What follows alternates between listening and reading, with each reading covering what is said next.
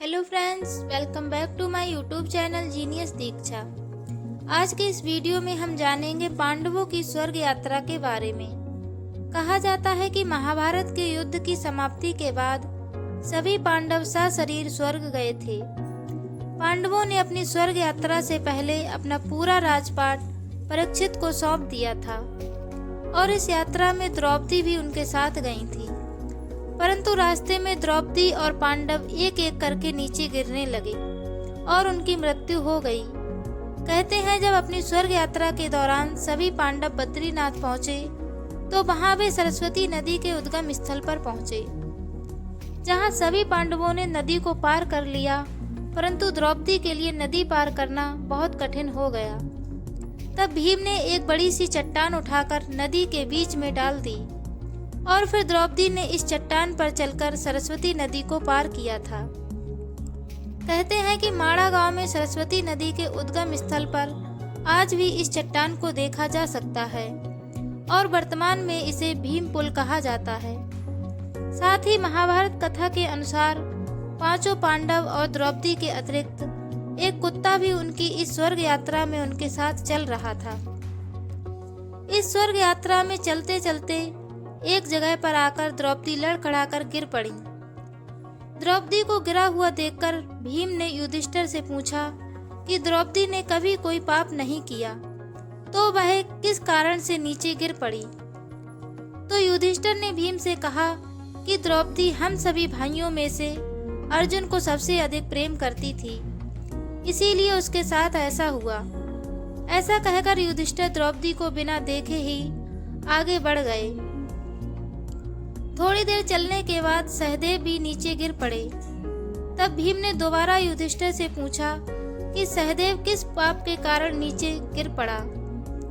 तब युधिष्ठिर ने भीम को बताया कि सहदेव किसी को अपने जैसा विद्वान नहीं समझता था और अपने इस दोष के कारण उसे नीचे गिरना पड़ा। कुछ देर बाद नकुल भी नीचे गिर गए। फिर भीम ने पुनः युधिष्ठिर से वही प्रश्न किया कि आखिर नकुल नीचे क्यों गिरा। तब युधिष्ठिर ने भीम को बताया कि नकुल किसी को भी अपने जैसा रूपवान नहीं समझता था, उसे अपने रूप पर बहुत घमंड था, इसीलिए उसकी आज यह गति हुई है। थोड़ी दूर चलने के बाद अर्जुन भी नीचे गिर पड़े।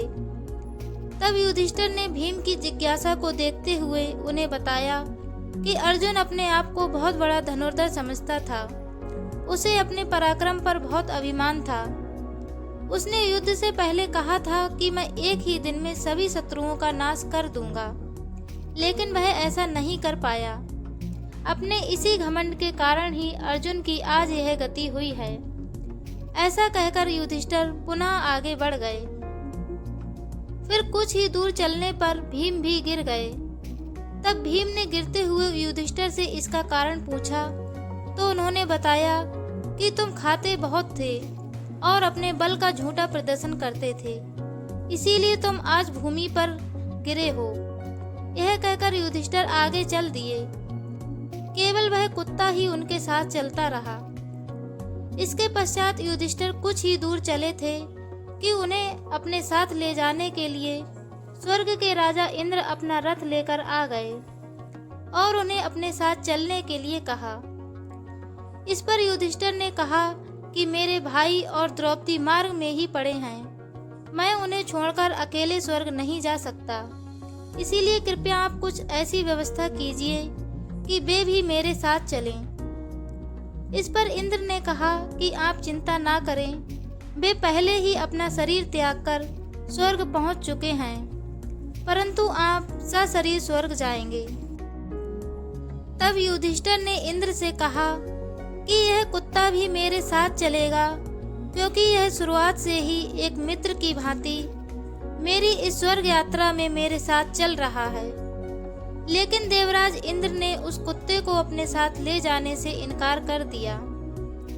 फिर जब इंद्र के काफी देर समझाने पर भी युधिष्ठिर कुत्ते के बिना स्वर्ग जाने के लिए तैयार न हुए, तो कुत्ते के रूप में उनके साथ चल रहे यमराज अपने वास्तविक रूप में आ गए।